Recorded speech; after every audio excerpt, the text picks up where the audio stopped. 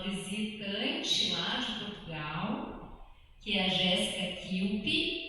Ela fez um trabalho bem bacana na Universidade de Aveiro sobre pequenas editoras.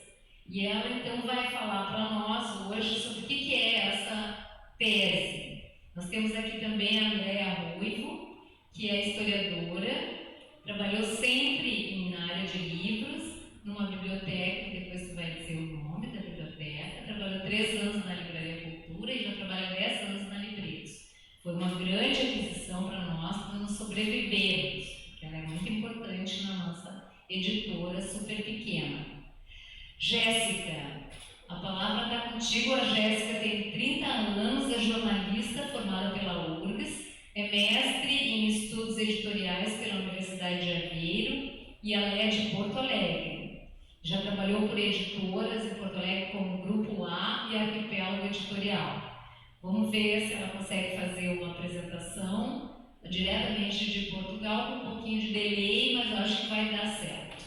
Jéssica.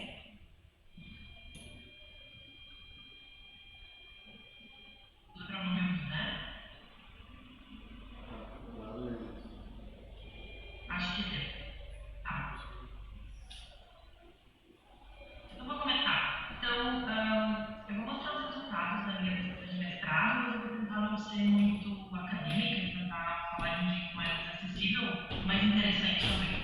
Então, o título da minha dissertação foi a edição contemporânea fora da curva, testemunhos de editores brasileiros e portugueses. Mas eu vou falar um pouco mais dos resultados do que eu fiz. Então, a minha ideia é, desde o início, entender o que é uma editora independente, porque todo mundo fala, nós somos uma editora pequena ou uma editora independente, mas o que isso significa e como os editores se percebem, né? Então, o que eu fiz? Eu entrevistei 5 editores de Portugal e 5 do Brasil para comparar as práticas editoriais nos 2 países. Então, algumas perguntas que eu me fiz é: por que essas editoras são diferentes de editoras maiores? Como que elas fogem de um modelo mais hegemônico de publicação de livros? E, por exemplo, como que esses editores se percebem? Porque a partir da teoria eu vi que muitos deles dizem que depende muito da prática, de como cada editor se percebe, e que o independente não é consensual. Tem muitos editores que não têm esse termo, ou ainda não tem muito bem definido. Mas qual que é a ideia, então? Ver os percursos dos editores e saber como cada um se definia. Então, vamos lá. Bom, eu vou falar um pouquinho da parte da para muito detalhe. Nós temos vários autores hoje falando desse tema. Um deles é o Muniz, que é um editor, um pesquisador brasileiro. E ele fala uma questão muito interessante, que é a gente usar a palavra independente como uma categoria de análise, ou seja, só uma base para a gente começar a compreender essa realidade. Mas ainda não existe uma definição do que é uma editora independente, porque cada editora tem a sua própria experiência, a sua própria vivência, enfim. E o independente ele não é oposição a alguma coisa. Esse autor aqui não é só uma dualidade, porque são posições pluridimensionais. Por exemplo, tem um editor grande e um editor pequeno, tem um editor de best-sellers e um editor de livros mais raros. Então tem várias dualidades, não só duas, enfim. O Bourdieu, por exemplo, ele fala que os editores menores eles surgem em meio a uma dominância, então como uma forma de resistência, e eles sabem combinar competência literária com realismo econômico, ou seja, o editor seria uma pessoa que alia as duas coisas, por exemplo. E os editores independentes têm um bastião da resistência a essas forças do mercado. Tem outros autores que falam, por exemplo, na biodiversidade. A Rota, ela cunhou esse termo para falar como é importante as diversas vozes no meio literário e como a biodiversidade traz uma cultura próspera. Esse termo seria tipo, a partir da biodiversidade, ela aplicou para a biodiversidade. E é um tema bem recente de se pensar como diversas editoras trazem mais vozes para o mercado editorial. E aí tem várias alianças, vários grupos, por exemplo, a Libre no Brasil, que é a Liga Brasileira de Editores Independentes, a Liga Internacional de Editores, que já define o que é um independente. Mas eu tentei não unificar na minha pesquisa algum conceito fixo. Então, o que eu fiz? Entrevistei os editores, então vamos ver a partir deles. Então, no Brasil foram 5 editoras, a Dublinense, a Monolito, a Libretos, a Malê e a Elefante. E aqui eu fiz um apanhado das conclusões para a gente resumir facilmente. Então, a maioria das editoras do Brasil que se definem como independentes também usam outros termos.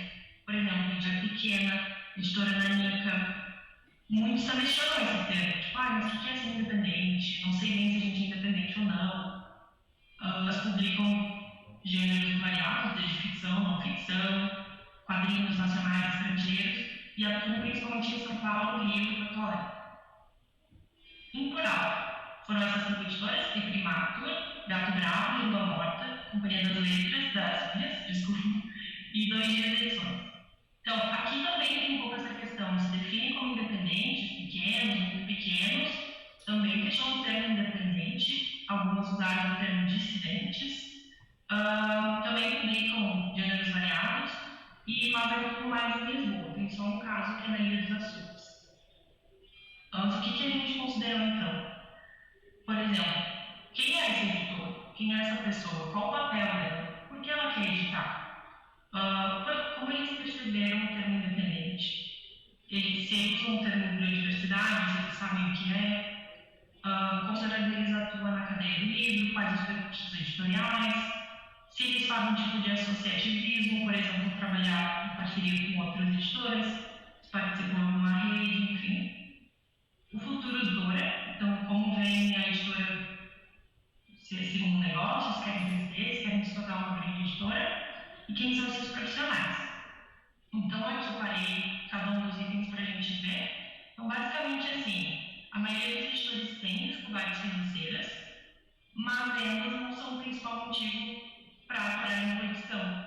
Muitos falam assim, que foi sempre uma vontade, que foi sempre tipo uma necessidade, inclusive, por gozo, por prazer.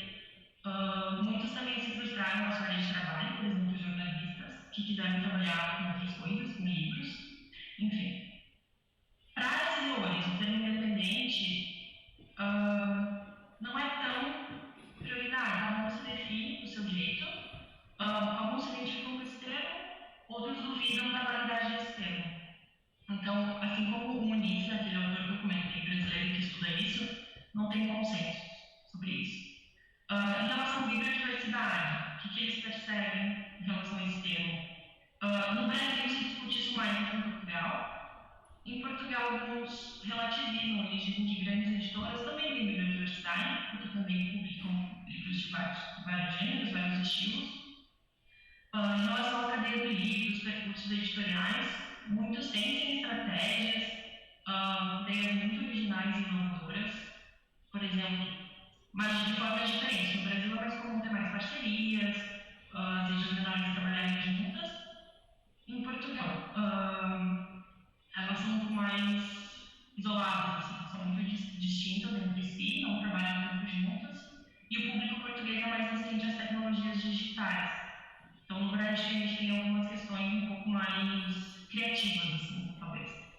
Então, o associativismo e feiras do livro e tal, também na língua é mais comum, tem muito mais feiras, mas um grande problema no Brasil, por exemplo, é a distribuição, o tamanho do país, né?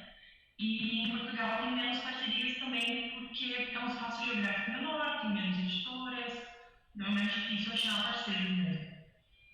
Em relação ao contexto, né, do mercado editorial Brasil e Portugal, claro, a gente tem um mercado, é o maior mercado lusófono de livros, mas tem problemas de distribuição. Em Portugal, já tem muitos negócios familiares, tipo editoras, por exemplo, a Bertrand e essas maiores, elas são bem familiares, mas as editoras menores também acabam por ser. Pronto. Em relação ao futuro da editora, muitos definem se venderiam ou não a sua editora, se manteriam esse trabalho por longo prazo, mas a maioria que quer crescer, continuar, poder viver da edição, mas sem perder essa independência. O que seria essa independência? Publicar o que querem, publicar o que gostam e as ideias que acreditam. Em Portugal, por exemplo, as foram um pouco pouco mais, assim, mais resistente, tipo assim, não, a gente vai sempre ser pequena, nosso objetivo é ser uma editora pequena e a gente nunca teria objetivo a parte mais comercial. Que ponto que entrou na minha pesquisa, por exemplo, na pandemia, porque eu fiz a pesquisa em 2020, bem no meio da coisa, a questão que eu mais percebi foi que as editoras que não estavam no digital foram obrigadas a testar. Então, de repente, para o futuro, a gente vê se mudou alguma coisa com a pandemia ou se agora voltou ao que era antes, né? Até o pessoal aí da Lienista, da Libretes, podem falar, de repente. Em relação aos profissionais, como eu falei, que são da letras, do jornalismo, da área de direito, das humanidades, essas redes menores, elas costumam ter de 2 a 6 pessoas trabalhando, contratam freelancers para algumas casos onde tem um profissional especializado. Muitos trabalham de casa, têm um escritório próprio. E, curiosamente, assim, em Portugal, menos eles se identificaram como empresários. Assim. Como eu falei, tem mais uma resistência em ver a edição menor, a edição independente, como algo comercial. Então, o que seriam esses editores fora da curva que eu nomeei, né? Além do independente, eles se definem por outras palavras: dissidentes, interdependentes, cooperativos, orgânicos, definem seus autores como não financiados por grandes grupos econômicos, nanicas, pequenas, muito pequenas, enfim, menores, né? Esses editores se posicionam à sua maneira, acreditam na força do seu trabalho para influenciar o mercado, são pessoas muito familiarizadas com o mundo do livro, o que acabou se perdendo em muitas grandes editoras. Tipo, normalmente inerente aos executivos, eles não são pessoas que gostam de livros, eles são empresários. Então, essas editoras pequenas, elas se caracterizam por pessoas que gostam mesmo de ler livros, preocupadas com a qualidade que publicam e que se tornaram editoras por acaso, por propósito. Então, publicam literatura, livros difíceis de encontrar em livrarias, ou editoras normais, assim, tradicionais, principalmente na questão de autores novos, dar chance para novos autores, para nichos, e um volume menor de produção anual. Então, comparando o Brasil e Portugal, como eu falei, no Brasil a gente costuma fazer um pouco mais de parceria, trabalhar mais junto. Portugal é um pouco mais individual, assim, cada editora meio que cuida do seu negócio. As tiragens no Brasil são absurdamente maiores. Por exemplo, quando eu trabalhei numa editora independente no Brasil, uma tiragem de 1000 é uma tiragem de editora independente. Aqui, uma editora grande publica tipo 400, e isso é muito. Então, vender em Portugal 300, 400. Não é muito. Enfim, outra questão: as editoras fora da curva normalmente não têm departamentos definidos de marketing, de finanças, de comunicação, elas são geridas pelos próprios editores. Então, o editor meio que tem várias funções ali. E como eu trabalho mais de casa, mas são pessoas que encontram sempre soluções criativas para as dificuldades, por exemplo, essa sobrecarga de funções, disputar espaço no mercado de trabalho, com verbas, enfim. E basicamente, assim, eles assumem papéis tradicionais na edição, apesar de não serem necessariamente grandes empresários. Então, por exemplo, constroem um catálogo, que seria o papel do editor, assumem riscos, mas não assumem dívidas, trabalham com o conteúdo do livro, se preocupam com a qualidade das obras, gerenciam e coordenam as editoras e trabalham, mesmo que minimamente, com marketing e vendas. Isso. Então, essas são as conclusões.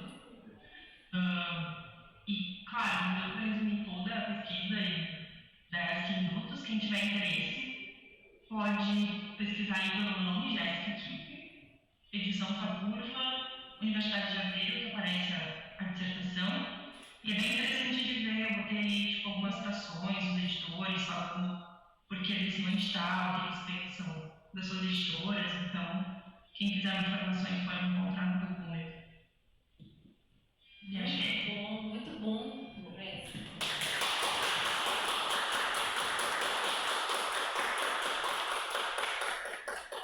Muito boa a apresentação. É impressionante como sintetiza o nosso trabalho, apesar da gente achar que nós não éramos capazes de estar numa estatística, né? De estar numa fórmula. A gente fez tudo para não ser uma fórmula. o que tu tem a dizer sobre o trabalho da Jéssica? Eu achei bárbaro porque realmente, assim, ela consegue fazer um raio-x do que é uma editora independente, do que é uma editora pequena, principalmente dos problemas, né, e de algumas vantagens, né, como é tudo problema, a gente tem algumas vantagens, e eu acho interessante quando ela fala de soluções criativas, né, as soluções criativas surgem justamente do que ela falou ali no final, de que um mesmo profissional tem que fazer um pouco de tudo e é de 2 a 6 pessoas. Então, dentro de um mercado grande, o mercado livreiro do Brasil é grande, você realmente tem que ir atrás de soluções diferentes, né?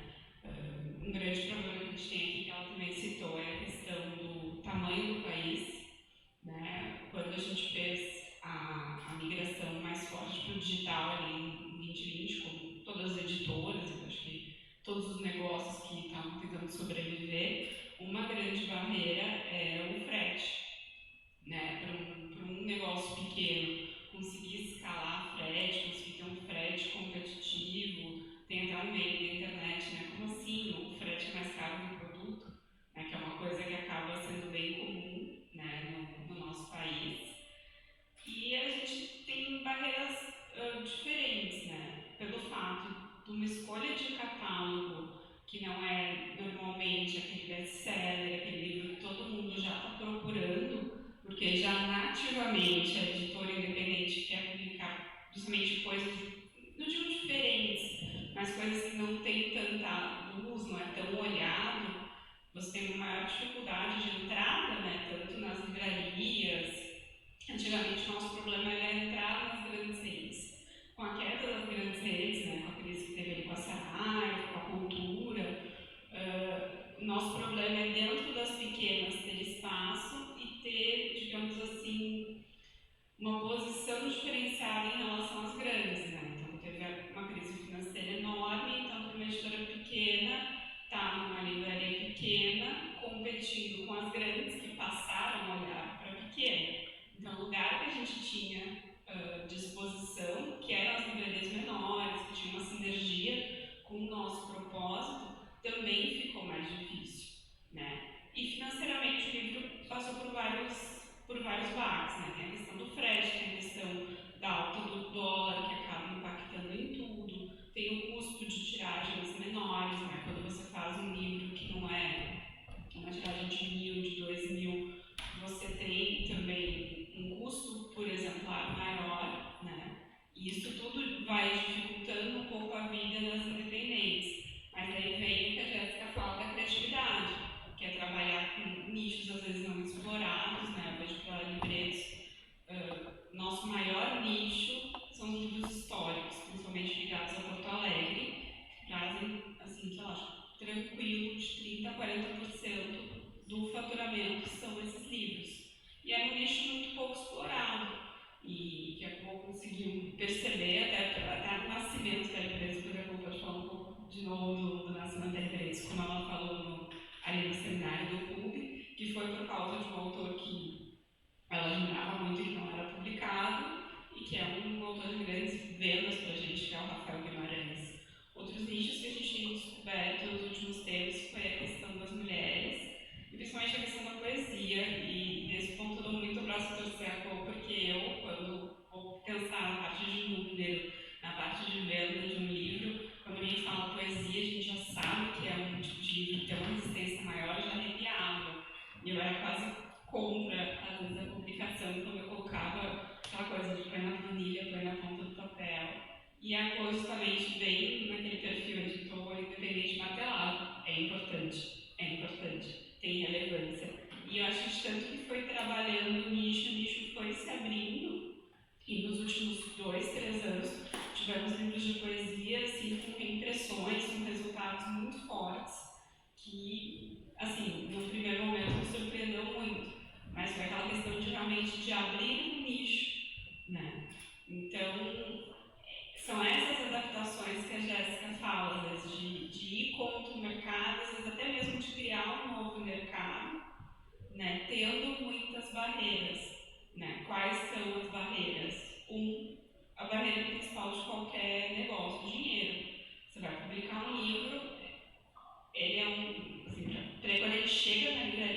parte dele já está pago. Então aquele investimento vem muito do editor, né? Então vai ter todo o custo de produção, impressão e logística. E o modelo do livro é um modelo consignado, então eu estou fazendo às vezes um livro hoje, que daqui, sei lá, ele é vendido amanhã e eu vou receber ele daqui a 90, 120 dias, né? Então é um modelo que gera muito pouco fluxo de caixa rápido, você acaba tendo que ser muito estratégico nas decisões para não comprometer o fluxo de caixa. E aí que muitas vezes vem outro ponto que a Jéssica falou, que é as feiras. As feiras é um ponto para as independentes que desafoga muito o nosso caixa por várias razões. Um, por estar vendendo direto para o consumidor.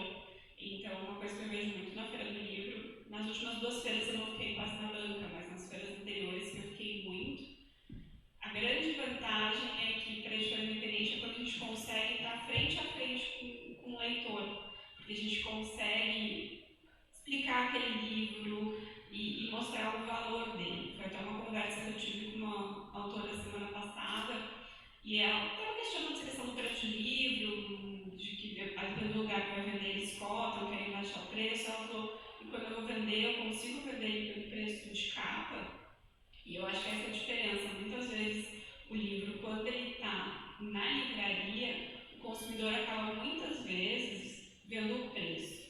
E quando chega numa feira que você pode conversar, às vezes você fala até do processo de criação, de desenvolvimento daquele livro, o propósito daquele livro, ele consegue enxergar o valor e não o preço.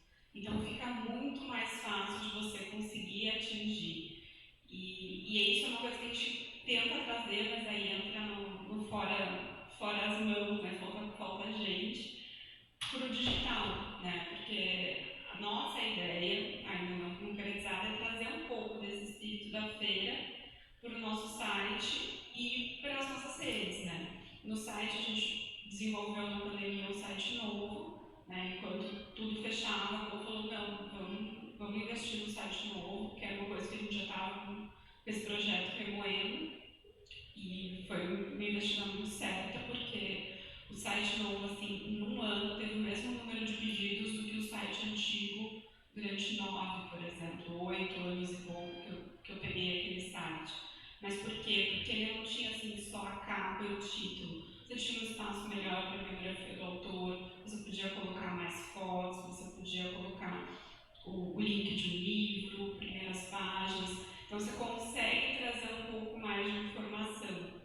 E eu acho que acaba sendo esse o caminho para as independentes, né? Acho que a gente consegue que as pessoas enxerguem muito mais o valor do que a gente está propondo quando a gente consegue mostrar. E às vezes é a dificuldade em mostrar, né? Que era o problema das grandes redes.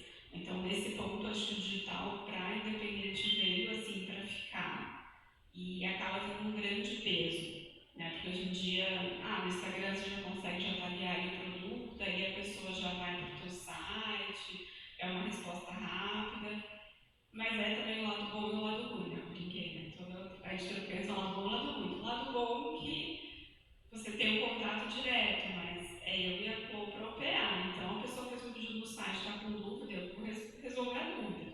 Aí ela fez o pedido, eu vou confirmar o pagamento, vou fazer a nota, prepara todo o pedido, mando para a Clô embala, corre para entregar, corre para o correio. Então, acaba gerando também uma demanda muito grande. E a contrapartida do lado bom, né? Então, sei lá, às vezes o cliente tem uma dúvida no site, quando chega para mim, e não é um robô do WhatsApp respondendo, eu consigo explicar direito o livro, porque apesar de eu ser a pessoa que está ali responsável pelo atendimento do site, eu conheço os livros, eu participei do nascimento deles, né? Então isso acaba ajudando muito, né? Tem um lado sempre pesado de ser só nós duas, mas tem um lado sempre muito bom de ser nós duas.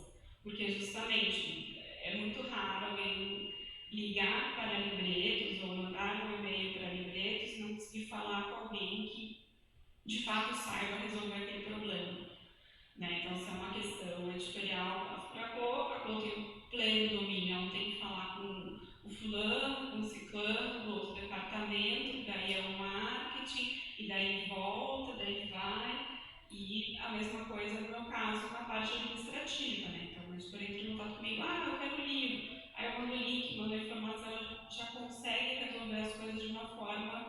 muito mais ágil, né? E aí realmente entra na questão também que a Jéssica trouxe, do entre crescer ou não. Né? A partir do momento que se cresce, vai perder um pouco essa agilidade. Muitas vezes a gente consegue tomar decisões estratégicas em 15 minutos, porque a empresa está toda reunida, não precisa ficar chamando os setores. Mas, por outro lado, às vezes tem coisas que a gente decide que no final a gente não consegue levar a cabo porque falta gente.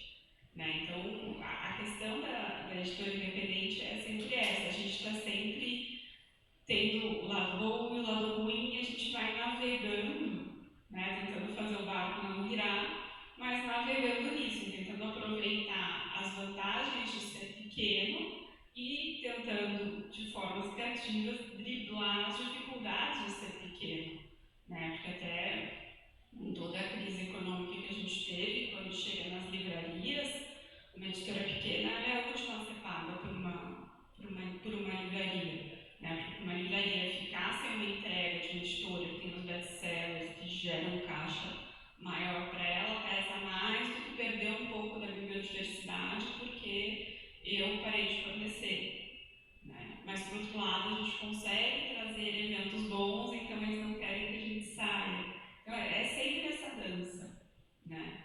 E o que eu fico muito feliz é de realmente perceber que cada vez mais os leitores têm buscado livros diferentes. Né? Acho que nesse ponto toda aquela questão do Instagram, as pessoas que divulgam livros, tem os Instagrams especialistas em livros, conseguiu realmente dar uma visibilidade para as editoras menores que antes era muito impossível. Né? Antes você queria ler um livro diferente, você dependia ou da indicação de um livreiro ou você ia olhar no caderno, numa seção de livros, seja da Veja, seja da Zero Hora, do jornal, onde você estiver, e para estar nessas listas era muito difícil. Né?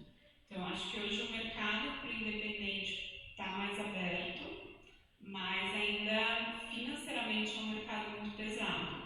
Né? Porque ao mesmo tempo que a gente está mais aberto, quando um cliente do interior de Minas pede um livro e você fala que, olha, apesar de ser um livro pequeno, o Sedex para você é R$50, ele fica assustado. Né? Então, quando a gente tem que lidar com o interior, é muito difícil. Né? Em termos de vendas, a pandemia foi cruel, realmente, até porque o livro, para muita gente, acaba sendo supérfluo. Né? A pessoa vai pensar primeiro em comer, em termos de viver, enfim. Então, se teve uma redução muito grande. Aquela feira que foi online, a Feira do Livro de 2020, que foi online, nós chegamos a vender mais ou menos 20% do que a gente vendia na banca, que é pouco, mas conversando com colegas acabou sendo bastante. E, por outro lado, a gente viu uma retomada boa da feira. Né? Acho que também pela crise, todo mundo querendo um pouco mais economizar, enfim, e talvez por ter ficado fechado tanto tempo. A feira do ano passado foi a nossa melhor feira da história, em valores, e essa vai passar. Né? Em número de livros, essa ainda não passou, mas em valor vendido, né? Em valor já arrecadado com a venda dos livros, essa feira já passou. E eu acho que tem dois pontos que foram fundamentais para isso. Acho que um, das pessoas realmente quererem circular e passear. Teve o fechamento das megas, e realmente quando você vai em livrarias está tudo mais do mesmo, então quem gosta de ler, a feira acabou sendo um espaço extremamente atrativo. E também pela questão econômica, né? Antes, quando as coisas estavam um pouco melhores, as pessoas diziam assim, por causa de X reais e tal, eu ia até o centro e tudo, então juntou essa vontade de querer sair sabendo que vai ter um preço melhor, sabendo que vai encontrar coisas diferentes, fez com que as pessoas realmente voltassem para a praça. As duas últimas feiras financeiramente foram muito boas, né? Além de tudo, eu já tinha comentado antes dessa questão de ser um momento para a gente também muito de marketing, a gente nunca ouviu falar da nossa editora, ir lá e se encantar com livros, e a gente tem clientes que voltam todos os anos, dizendo, eu li esse livro, ano passado você me indicou esse, o que você pode me mostrar? Né? E de a partir da feira ir criando esse leitor. Né? E financeiramente também tem a questão de outras estratégias. Né? Então a gente tem a questão da venda do livro, mas cada vez mais a gente também foi embarcando em projetos, como a que eu estou tocando agora, o Livretos, que é um projeto que foi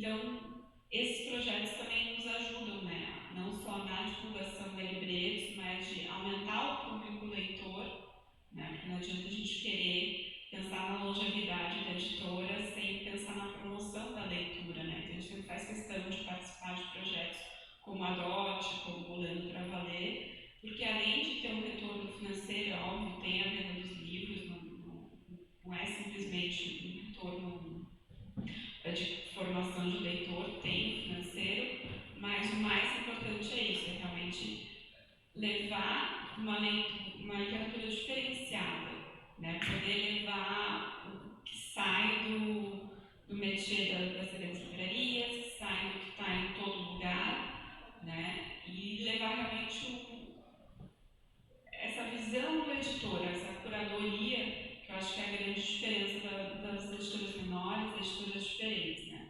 É trabalhar com essa curadoria e tentar sobreviver, às vezes até optando, falando assim, olha, eu sei que esse livro não vai vender horrores, mas ele é importante. E o fato de ter esse livro importante no catálogo vai valorizando os outros. E estou 10 anos na Livreiros, como a Clô falou, e eu pude perceber esse efeito de construção de catálogo e de como um livro foi puxando e alavancando o outro, né? E a gente conseguiu entrar em outros nichos, que quando eu entrei na Livreiros era basicamente Porto Alegre, um pouco de infantil, e como a gente cresceu em outras áreas, passinho por passinho, através dessa curadoria da Clô, que é quem acaba fazendo a grande seleção dos livros, a aprovação. Às vezes eu sei que ela consulta os outros profissionais, confia muito em relação ao original, mas ela conseguiu ir construindo um catálogo com uma ordem, de certa forma, lógica, né? Que foi um título puxando o outro, né? Então, como eu falei lá da poesia, que eu não gostava muito, quando me fala pessoa, eu falei, meu Deus do céu, por que ela está fazendo isso? E foi um livro que se provou uma grande venda, que puxou um outro título, que também foi uma grande venda, e assim vai, porque daí autores daquela área passam a ver, olha, livretos, dá enfoque para isso, vamos tentar ir com eles, e cada vez mais a gente cresce dentro de novos nichos, que para independente é fundamental. Bem.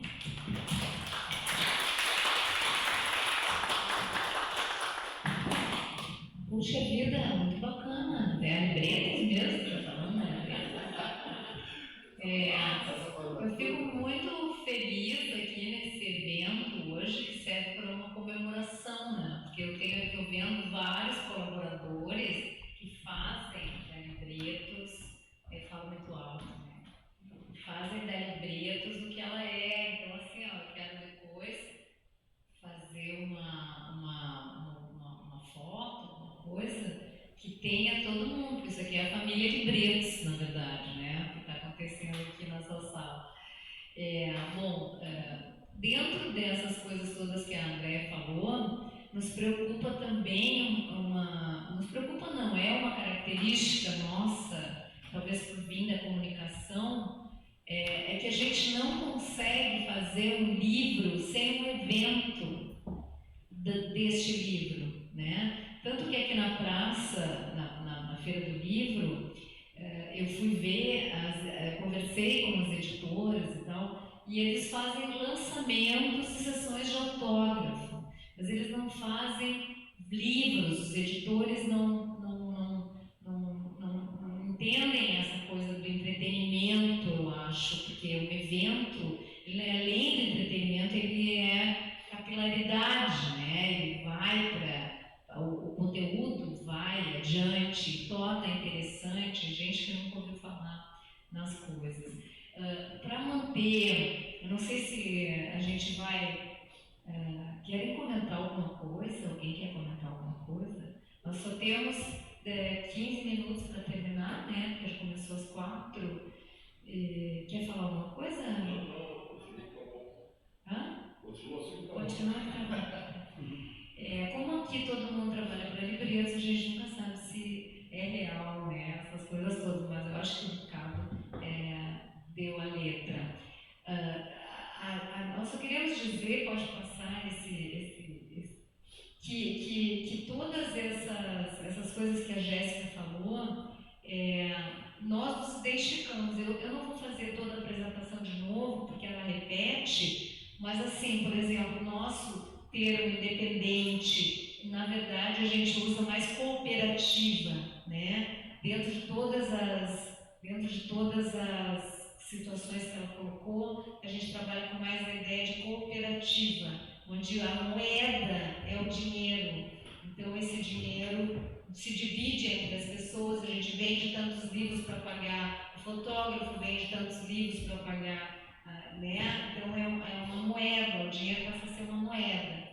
E isso é importante porque a gente nasceu sem conceito, sem academia, sem conceitos de prontos. E hoje em dia, se a pessoa quiser abrir uma editora, ela vai na Associação das Editoras Independentes que existem brasileiras, existem mundial, já existe conceito. Então, quando tu for abrir uma editora hoje, tu vai lá e diz como é que eu vou ser independente. Eu vou ser independente se eu fizer isso. E quando nós começamos há 20 anos atrás, a gente só tinha uma vontade, que era fazer um livro que não tem, fazer uma publicação de uma pessoa que...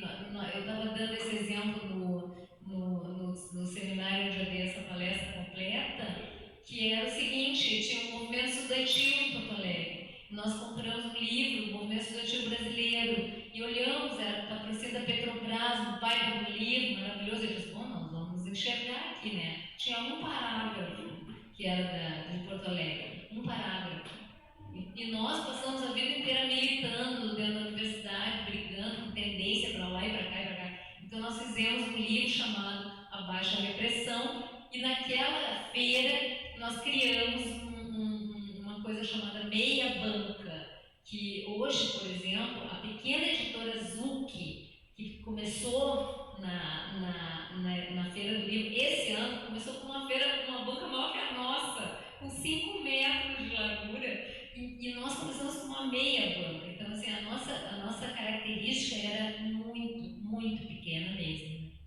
Então, aqui, ó, hoje as associações já trazem esses conceitos, e eu quero dizer que a dublinense, que o Rodrigo Rospi deveria estar aqui, eles apesar de serem já grandes e já bastante representativos, por se mudaram para São Paulo, tem uma pessoa muito maravilhosa que trabalha lá, que é o Eduardo Krause, que dobrou, triplicou a questão da rede social do dublinense. O Rodrigo, para vocês verem como ainda é pequeno, ele teve um problema com o livreiro na banca. O livreiro adoeceu, inclusive pegou Covid e testou positivo hoje de manhã, uma coisa assim, e ele deveria estar aqui falando sobre a dublinense, mas então ele teve que ficar atendendo na banca. Então isso prova que, apesar da gente crescer, a gente não fica com poucas tarefas, a gente fica com muitas tarefas,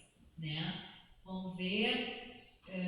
A biodiversidade, só para curiosidade, biodiversidade vem da biodiversidade, da biologia. Quando surgiu o conceito de biodiversidade, era para estudar todos os bichinhos, todas as coisas, né? E aí tinha aquela biodiversidade, que era uma diversificação do que existe. E aí passa esse conceito para biodiversidade. Pode continuar lá para frente. Aí. Essas são as editoras pesquisadas nesse trabalho. Pode passar.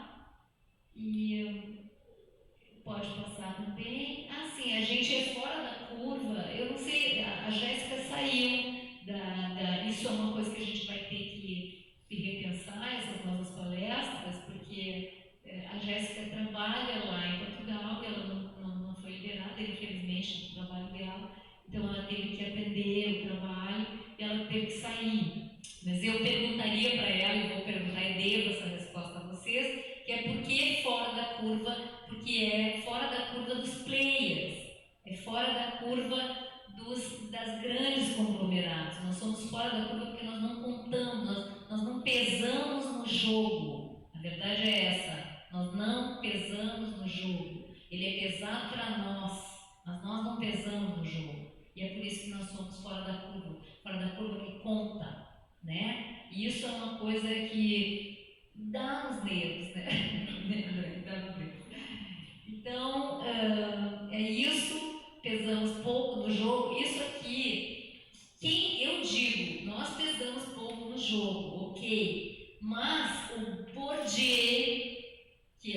Bourdieu, acho que é PM também, ele diz o seguinte, que os pequenos, e isso me deixou muito feliz, e acho que tem que convidar mesmo a Jéssica para publicar o ano que vem, ela não quis publicar de forma cooperativada esse livro esse ano, e eu acho que vale a pena, que nós, os pequenos, asseguramos a razão de ser que justifica a nossa existência. Tem mais conceitos bacanas.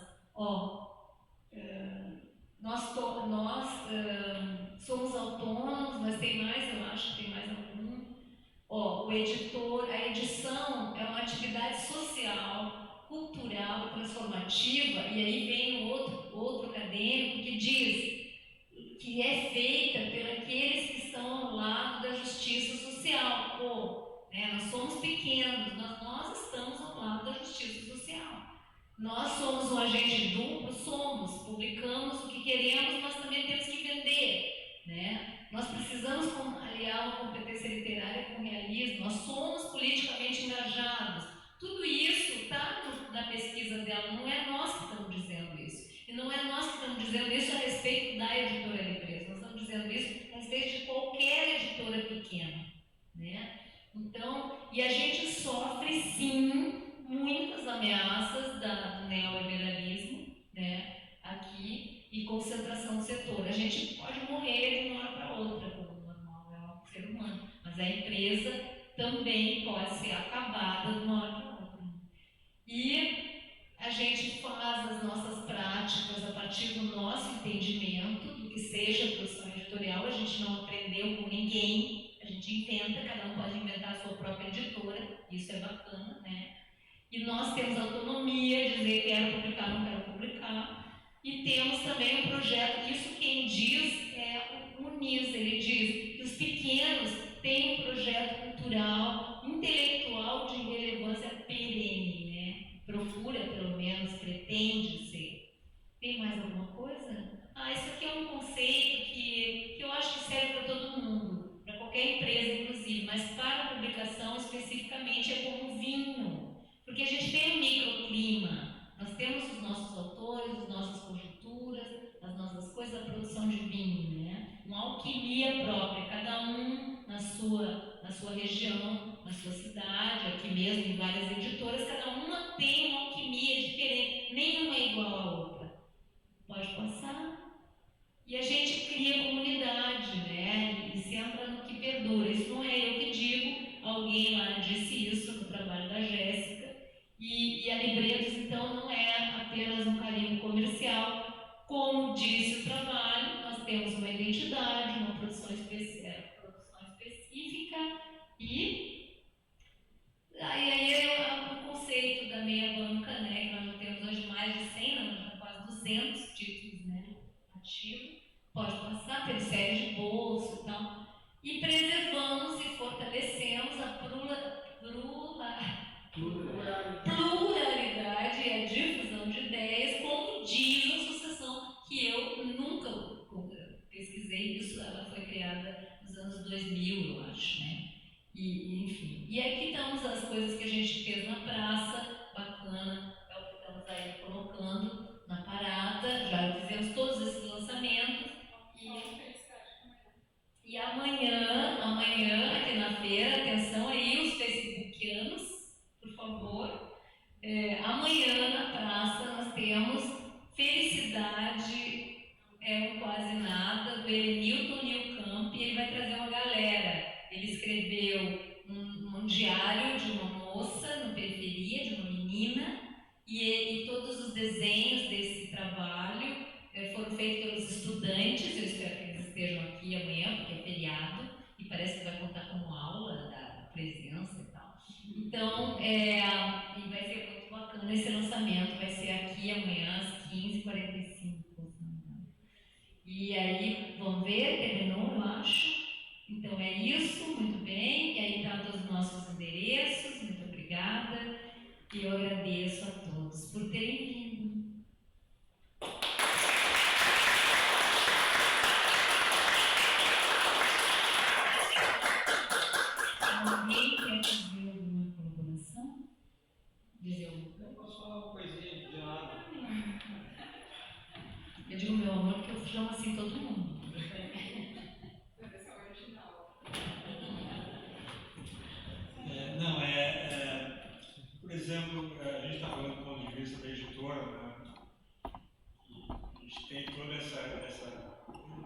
experiência, esse aprender a fazer fazendo, né? Que esse era, eu não tinha a menor ideia como eu estou falando, mas eu vejo, por exemplo, do ponto de vista de quem escreve, né? Que é o meu caso. O cara que escreveu um livro, ele quer escrever um livro e lançar para uma grande editora, que todo mundo quer, né? Daí ele manda o original, esse original vai demorar 1 ano ou 2 anos, né, para ser avaliado. Né? E aí, bom, daí não vai ser aprovado, né, dentro de toda a política das editoras, né, procura determinado tipo de trabalho. E aí o ânimo dele arrefece. Ele escreve um original, manda, nada, mandou o segundo, e daí nunca mais vai fazer outra coisa na vida, enfim. E esse tipo de trabalho das editoras pequenas, essa é a ideia das grandes. As pequenas, há essa possibilidade, né, de forma cooperativa, né, ele poder apresentar seu livro, o livro dele, no caso da Libretos, todos os autores dizem isso, né? O livro dele é muito bem tratado, né? É muito bem acolhido, não é assim o carimbo, né? Bota o carimbo, faz na capa de qualquer jeito, imprime, então tudo há um cuidado, né? Em todos os aspectos, e até no aspecto, por exemplo, de fazer com que esse livro chegue nas pessoas.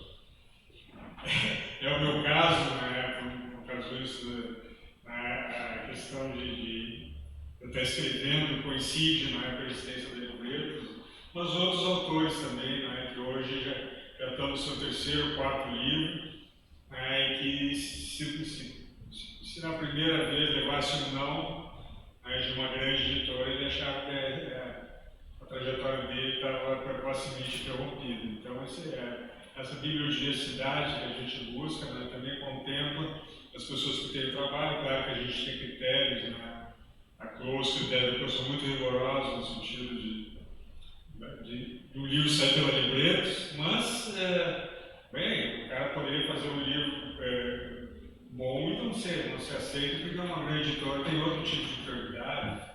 Então, até para quem escreve, né, esse tipo de relação é muito positivo e abre caminho, abre espaço.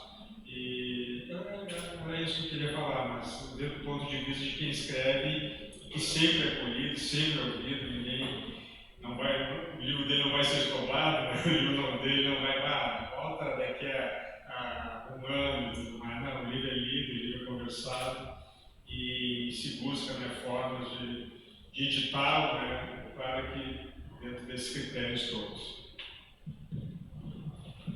Eu agradeço a todo mundo e gostaria agora de convidar todos os parceiros para virem aqui, porque vocês, inclusive vocês todos aí, fazem parte da Libretos. Adeus ao Facebook, venham para a praça, por favor. Amanhã é o último dia, depois só no ano que vem. Um abraço. Tchau.